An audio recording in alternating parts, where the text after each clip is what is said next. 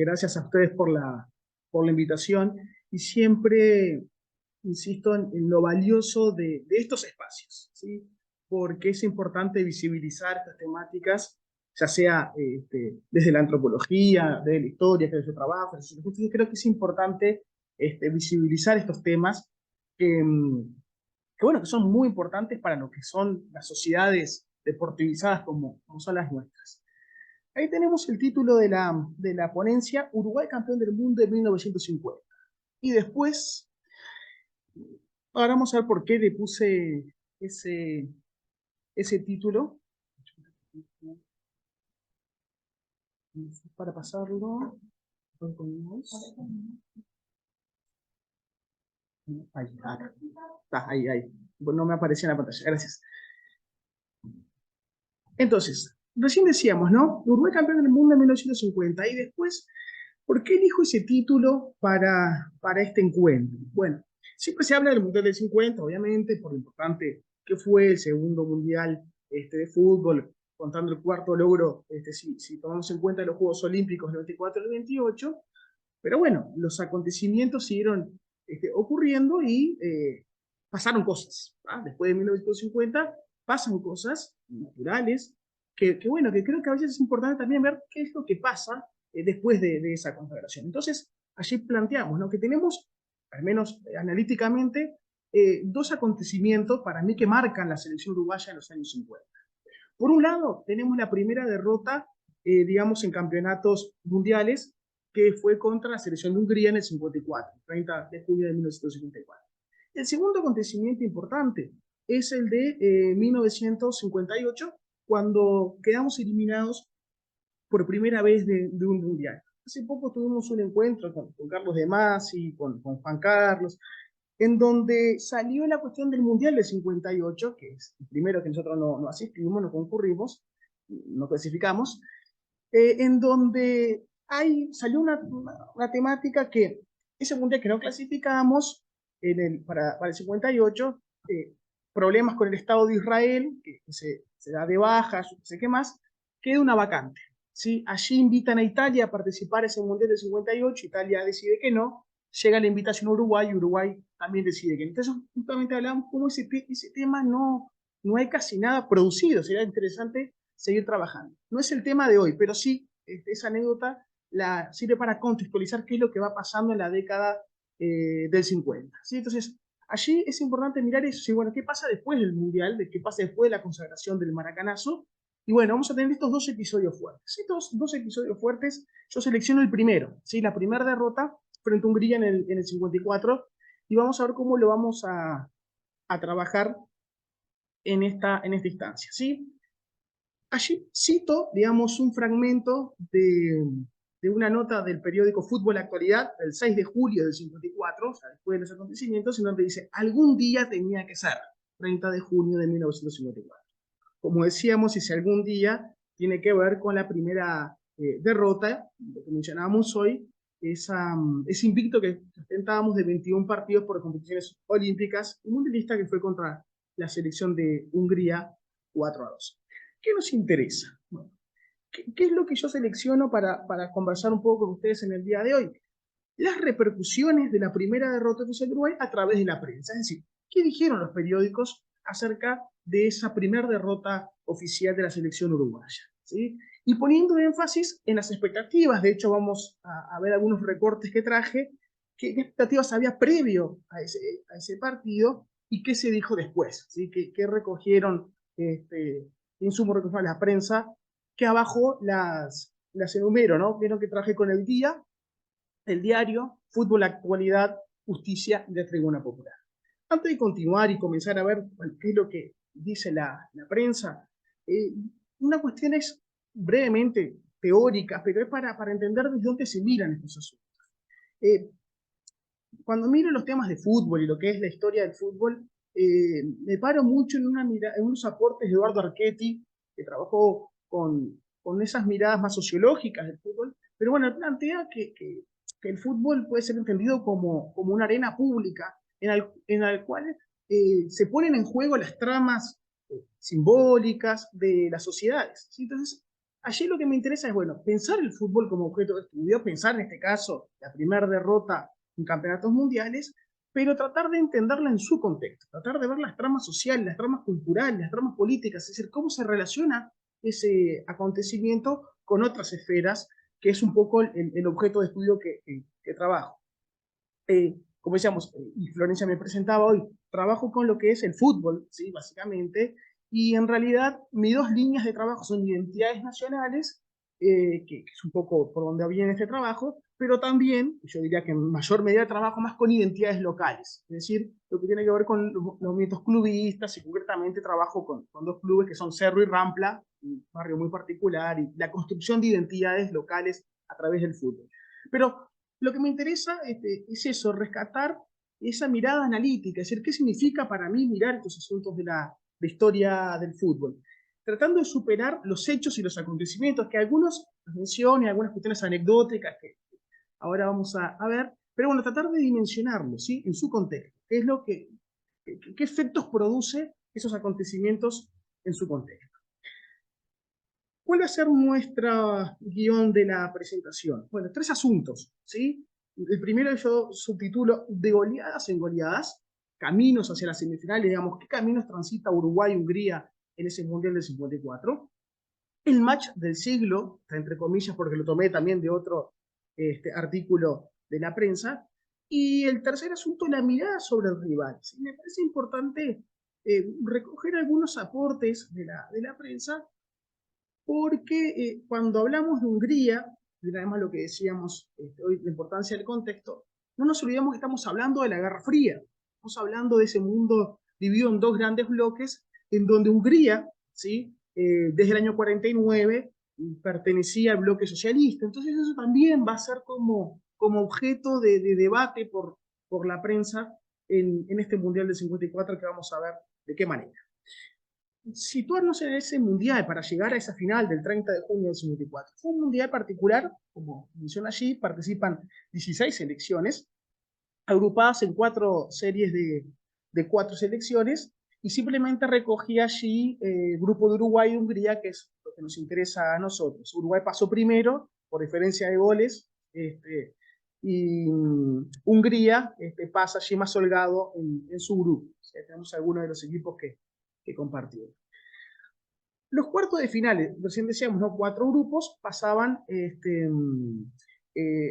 los 4, digamos, primeros y después allí pasaban algunos de los mejores, ¿no? Entonces, ahí tenemos cómo quedó conformado los cuartos de final. Hungría contra Brasil, Uruguay contra Inglaterra, Alemania Federal, es más, nos ayuda a entender la Guerra Fría, ¿no? Está la Alemania capitalista contra Yugoslavia, y luego Austria y Suiza fue la otra llave de los cuartos. Las semifinales, ¿cómo se definieron? También fue particular, ¿sí? Si bien estaba armado el cuadro de los cuartos de final, la semifinal fue por sorteo, ¿sí? Allí vieron que menciono esta cita del diario Justicia, del 28 de junio, que dice lo siguiente: el resultado de dicho sorteo ha puesto frente a frente a los dos más grandes equipos del campeonato, Uruguay y Hungría, que disputarán sin lugar a dudas lo que podría llamarse el partido del siglo. Unos datos anecdóticos de este sorteo: estaban en un bombo Alemania Federal y Hungría, y del otro estaba Uruguay y Austria, que fuimos, saca primero el primer cartón, eran cartones, tarjetas. Primero que sacan es Alemania Federal y Austria, entonces por descarte quedó Hungría y Uruguay para el otro. ¿Cómo fue el recorrido? Bueno, las semifinales, ahí está, ¿no? Perdimos contra Hungría 4-2, la otra llave Alemania Federal 6-1 Austria, tercer puesto también lo perdimos contra Austria 3-1, nunca logramos ganar un tercer puesto, ¿no? Hemos sido campeones o cuartos. Y la final, Alemania Federal contra Hungría 3-2. Ahí una de las imágenes que me faltó poner la fuente, pero es previo al partido contra la selección de Hungría. Ahí tenemos a los capitanes, obviamente la foto en blanco y negro, pero es camiseta roja, casualidad una vez más, tratar de entender a esta Hungría en el contexto de la Guerra Fría. Entonces, bueno, caracteriza a esta selección el color rojo.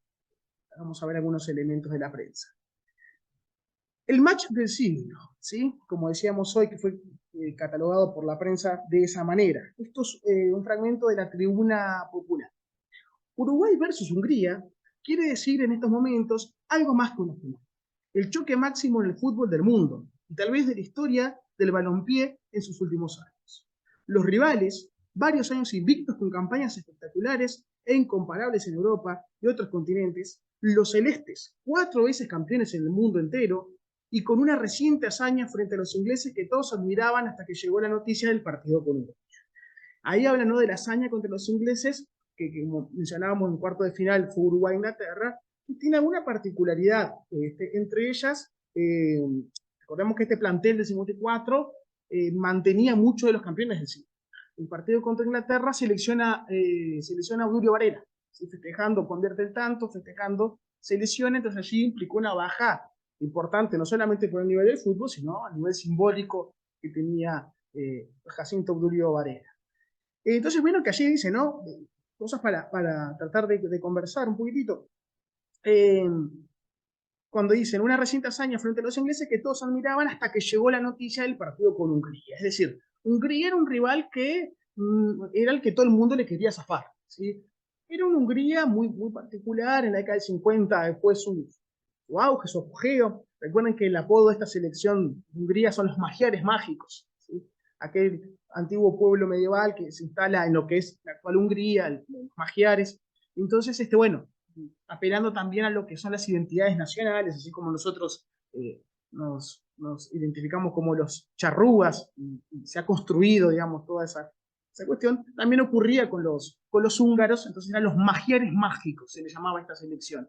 Mágicos haciendo referencia al estilo de juego que era formidable según la prensa y según algunos videos que tengo algunas grabaciones que están en YouTube, igual son fáciles de conseguir, pero no tienen desperdicio. Después, si pueden mirarlas sobre esta semifinal, no está el partido entero, pero hay, creo que en torno a los 60 minutos. O sea que no tiene desperdicio y de hecho pasan cosas que traje alguna foto, ya que no tenemos para mirar el video, pero traje alguna foto que es interesantísimo, ¿no? El partido de eso. Si uno lo mira, los minutos que están, es impresionante la intensidad de esa semifinal.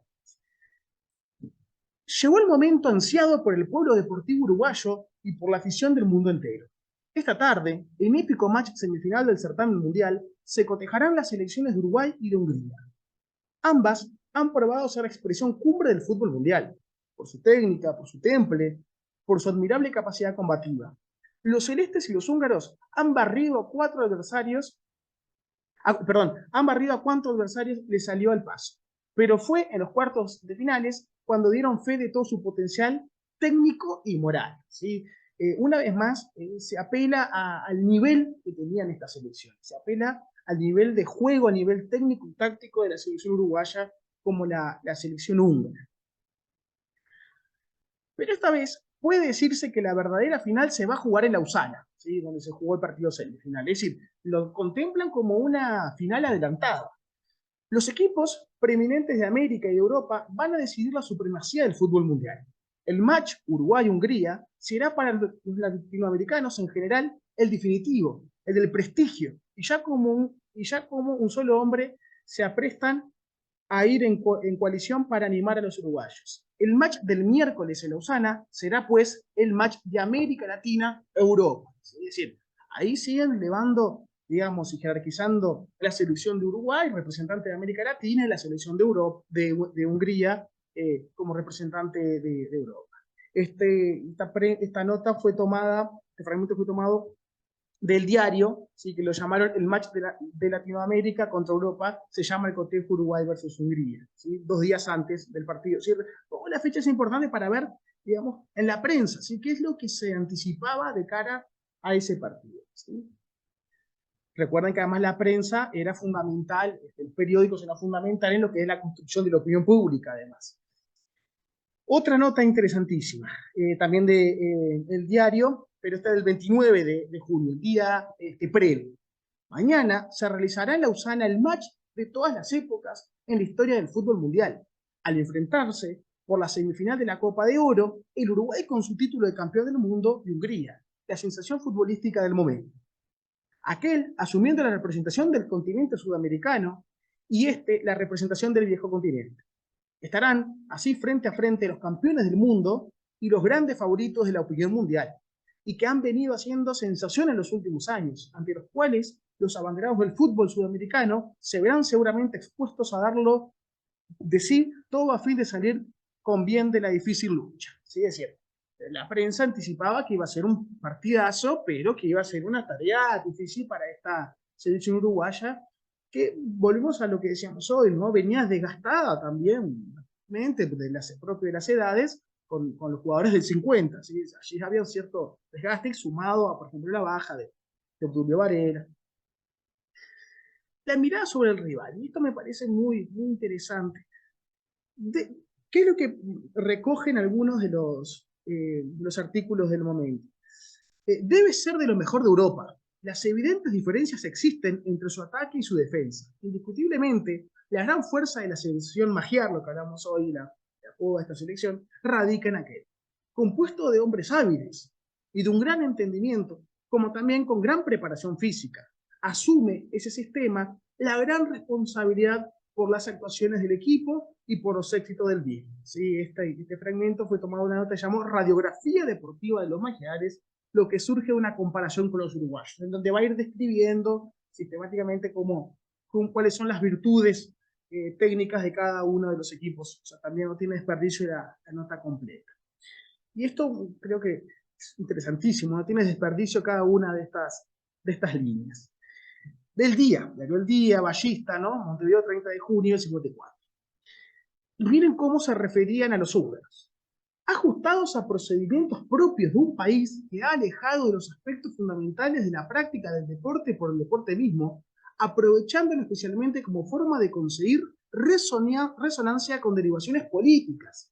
Se ha podido advertir una influencia directa del Estado que manda y decide en la voluntad de los individuos, sometiéndoles a una práctica ajena en absoluto a la que se estila en los países democráticos, donde la espontaneidad del deportista es básica para el desarrollo de su actividad. Los húngaros están sometidos por impero de obligaciones que se le crean a un régimen ceñido, estricto y que trastoca lo esencial del deporte, que es competir por el impero, o sea, la exigencia de ganar. Dentro de tal concepto, el derecho individual está vedado. Impera entonces el sometimiento a la práctica del deporte, que quienes son escogidos la realizan con presidencia total de toda otra actividad, hasta alcanzar un grado de especialización derivado del adiestramiento continuado y preferente a que son sometidos. Es decir, ahí hay una carga muy fuerte con lo que es la Hungría socialista soviética, y en donde hacen toda una transposición del régimen socialista soviético planificado. Pensemos, por ejemplo, en la economía planificada, los planes que quieran. Entonces dice, bueno, ahí hay varios elementos de ese modelo de Estado que, digamos, inciden en lo que es el estilo de juego de los húngaros, ¿no? Por otro lado, vieron que dice, dentro de tal concepto, el derecho individual está vedado, es decir, haciendo referencia a esa lucha ideológica de la Guerra Fría, democracia versus socialismo y autoritarismo. O sea, lo presenta en ese marco, lo presenta en ese contexto de la Guerra Fría. Pero por otro lado llama la atención, como dice allí, que bueno, tienen un grado de especialización en las últimas dos líneas, hasta alcanzar un grado de especialización derivado del adiestramiento continuado y preferente a que son sometidos. Es decir, una vez más, entiende, digamos, quien escribió esto, que no está firmado, quien escribió esto, que bueno, que ese modelo de fútbol de los húngaros está determinado, digamos, y se explica y se entiende por cuestiones políticas. Una vez más, tratar de pensar el fútbol como una manifestación social, cultural, que genera impactos en otras esferas. Acá es claramente en la esfera política, y se apela a las tramas políticas y las luchas ideológicas del momento para explicar y entender a la selección de los húngaros. La Copa Remet la sacaremos de Europa los uruguayos, únicamente porque somos uruguayos. Porque aquí hay una evidente aspiración, casi adulona podríamos decir, la de que salgan campeones estos defensores de la roja casaca del país y atrás de la cortina de guerra. Clarísimo, una definición clarísima de la Guerra Fría, el día previo, 29 de junio del 54. y la nota fue titulada Tenemos que defender a Sudamérica. Allí aparece lo que hablábamos hoy, elementos simbólicos, por ejemplo, haciendo referencia a la roja casaca, ¿sí?, de los húngaros que hoy mencionábamos, y allí la determinación de la ubicación geográfica, ¿no?, el equipo detrás de la cortina de hierro, aquello que surge una vez finalizada la Segunda Guerra Mundial. El partido, ¿sí? Como decíamos allí, 30 de junio del 54. La prensa y lo que podemos ver en YouTube insisten en lo vibrante, en lo emotivo y en lo cambiante que fue el partido. Y si uno lo mira, los pocos minutos que están, son muy apasionantes. Y realmente uno lo mira y aquello era va y viene, tuya y mía, y era un partido formidable. Como recojo allí, arranca ganando Hungría 1-0 a los 14 minutos, Seaborg, uno de sus estrellas, a los 47 marca el segundo, entonces allí Uruguay a remar desde atrás. Juan Jover a los 76 marca el descuento y a los 87, faltando 3 minutos de atrás, Uruguay empata. Aquello fue una locura generalizada. Bueno, ahora muestro igual una imagen que tiene que ver con eso.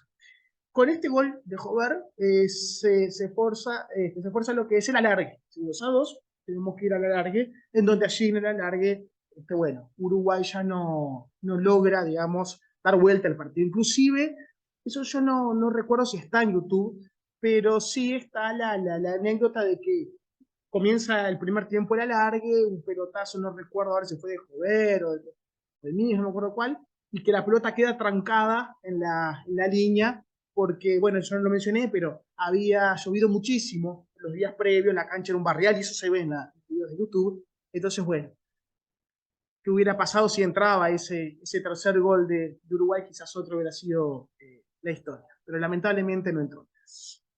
Hungría arrolladora, marca el 3-2, el 4-2. Pero quiero mencionar bueno, ahí está la selección de Hungría, algunos de los jugadores que juegan el partido, y acá Uruguay, ¿no? Máspoli, Santa María, William Martínez, Rodríguez Andrade, Carballo, Cruz Souto, Ambroise, Chiafino, Jover y Borges, el equipo que salió a la cancha para jugar contra Hungría. Este episodio capaz que algunos ya lo ha estado en contacto. Ahí vemos a Jover, minuto 87, Jover que hace el empate, a todos 3 minutos. El relato de Solé está también en YouTube, y dice la piel cuando uno lo escucha. Bueno, Jover hace el empate, faltando 3 minutos, sale a festejar, ¿sí? Este fue el arco, atrás se ve el arco que hizo el gol, y cae desplomado. En uno de los videos de YouTube se ve cuando cae desparramado. Ahí tenemos a los médicos, lo están reanimando. Después, digamos, el dictamen del médico fue que infartó. Lo reanima, le hacen masajes, y el tipo sigue jugando. O sea, tuvo un preinfarto allí, y Jover siguió jugando la larga. Es una cosa. El muerto, claro, un muerto que hace goles. Es decir, una cosa impresionante, ¿no? Y muestra un poco lo que era el fútbol en la década del 50, con los parámetros de 50, pero bueno, uno mira estas fotos y realmente son impactantes. Y en el video de YouTube se ve cuando hace el gol, cuando sale corriendo, cae desparramado y ahí se corta, y no hay ninguno que después se pueda ver con mayor precisión el trabajo de los médicos. Las repercusiones en la prensa, es decir, bueno, felizmente ese partido fue derrota para nuestra selección. ¿Qué se dijo después? Hoy decíamos, no, bueno, quiero ver qué se decía previamente al partido, que ya estuvimos conversando, y bueno, y ahora qué se dijo después, el día después. Siempre el día después, bueno, vienen los intentos para explicar de alguna manera qué fue lo que ocurrió. Acá tenemos una nota de la Tribuna Popular, que es titulada Perdiendo ante un formidable equipo, los celestes salieron aún más engrandecidos. Este fragmento que traje: los uruguayos han demostrado que saben perder con gran elegancia, y faltó muy poco incluso para que la formación uruguaya, confirmando una vez más que se vuelve un adversario temible cuando las cosas van en serio, saliese vencedora de esta semifinal que los diarios de aquí han calificado de atómico, haciendo referencia a lo magnífico que fue el partido. Se hablará durante mucho tiempo de él, fíjense, ¿no? Estamos noviembre del 2022, previo mundial, y estamos hablando de este partido. Quizás siempre que se quiera poner como ejemplo, como modelo, un partido en el que ha habido de todo: jugadas insuperables, duración del match, corrección de los jugadores, caballerosidad deportiva y amor propio en el que la emulación nunca dejó pasar a la violencia. También titulada Match histórico y maravilloso, se afirman sin dudas. Explicación de la derrota, hoy decíamos, ¿no? Generalmente la prensa lo que hace hasta el día de hoy, lo que hace el día después es explicar, bueno, por qué ganamos o por qué perdimos. Ahí trajimos algo de fútbol actualidad y lo titula La verdadera historia de la derrota. Es decir, era interesante, era también la primera vez que los periodistas tenían que generar un discurso explicativo de por qué perdimos. Es decir, estamos acostumbrados al 24, 28, 30 y 50, entonces, bueno, no había la necesidad de crear un discurso de por qué perdimos. Acá es el primero, es decir, es una de las primeras explicaciones de por qué perdimos. No solo había jugado mal, sino que además en la práctica realizada esa mañana se había comportado grotescamente, sin voluntad, como si no tuviera ganas de jugar, haciendo referencia, creo que era a Míguez esta referencia, que me quedó cortada, no me equivoco, fue a Míguez. O sea, empiezan a buscar los culpables, ¿no? Bueno, en primer lugar, los integrantes no tenían ganas de jugar, otro tipo. Otro palo, en este caso para Máspoli. Le pido perdón a Máspoli por decir esto. A él estoy agradecido por el glorioso regalo que me hizo en 50 y por los tantos internacionales. Repito que no es crítica severa. Por eso que le debo y porque sé que su deseo en ese encuentro fue el de realizar la mejor performance de su campaña. Pero si él hubiera jugado bien, hay que ver la confianza que hubieran infundido ellos a sus compañeros. Nosotros ganamos el campeonato. Sin golero no se puede jugar. Y yo sé que él piensa como yo. Y esta nota fue titulada De haber jugado bien seríamos campeones. Nosotros los culpables, Máspoli, porque bueno, sin golero no se puede jugar, entonces allí tenemos otro de los culpables. Para Uruguay es desastre perder cuando debe ganar. Es decir, esto también es interesantísimo, ¿no? Es decir, en el 54, acá en el 50, la obligación era ir al Mundial y ganar, ¿sí? Hoy las prioridades y las expectativas se fijan en otro rango. ¿Sí? Bueno, primero pasar de fácil, luego ver qué es lo que pasa ahora en Qatar. Acá la obligación era ganar. Por Uruguay es desastre perder cuando debe ganar. Abdicar el título de mejor del mundo cuando se le puede retener con justicia. Debe llevarnos una revisión total de nuestro fútbol, de arriba abajo. Y en esa revisión de valores debemos entrar nosotros, los críticos, que también respiramos en el ambiente viciado de errores, de complacencias y de politiquerías. Ahí también aparece, al menos quiero decir la primera vez porque no he rastreado otras cosas, pero aparece también de alguna manera explicaciones a partir del trabajo de los dirigentes, ¿sí? Comienzan también a, digamos, ver que los dirigentes de la AUF estaban para otra cosa, no tenían la prioridad como lo había sido, que de alguna manera también está explicando la crisis de ese modelo de fútbol ballista, ¿sí? Ese modelo de fútbol que venía desde los inicios del siglo XX, que se consolida en el 30, en el cual había ciertas estructuras que estaban firmes y que el Estado también de alguna manera impulsaba. Entonces comienza, digamos, nosotros estamos en el 54, a partir del 55 la crisis del Partido Colorado, 59 ganan los blancos, es decir, comienza, digamos, el ambiente político a complicarse y de alguna manera se traspola también esas complicaciones del ambiente político al fútbol. Consideraciones finales, es decir, ¿qué podemos decir sobre este Mundial del 54, sobre este partido del 30 de junio del 54? La derrota se inmortalizó y pasó a ser recordada por su trámite vibrante y cambiante, caracterizado por la belleza y el buen fútbol. Es decir, lo que se destaca, a pesar de buscar explicaciones a la derrota, es el nivel de la selección uruguaya y lo que fue el partido. Esto yo les comentaba recién, que lo pueden encontrar en YouTube. El partido cumplió las expectativas y realmente fue el match del siglo. Es decir, eso fue otra de las cuestiones que intentamos expresar acá, esas expectativas previas en donde se enfrentaban las dos mejores selecciones del Mundial. Desde que se comenzó a procesar la derrota, muchos periodistas entendieron que era necesario cambiar en varias dimensiones el fútbol uruguayo. Es decir, va quedando la imagen de que, bueno, ya estábamos entrando en crisis, como decíamos al inicio, en 58 vamos a quedar eliminados por primera vez. Entonces, allí los periodistas, no se olviden que lo que mencionábamos hoy, que eran fundamentales en esa construcción de opinión pública también, bueno, comienzan a buscar explicaciones en varios escenarios, como decíamos, los propios jugadores, pero también a las directivas, ¿sí? Eh, Hay algunas anécdotas que obviamente la prensa no está, pero la historia oral ha recogido algunas cosas. Este, no voy a dar nombres porque queda grabado, pero también allí se habla de cuestiones de infidelidades, de algunas cosas de algunos jugadores, es decir, se habla de un montón de cosas y eso también comienza a darse a la luz después de la derrota, ¿sí? Capaz que alguno de acá ya sabe quiénes fueron los involucrados en esas historias.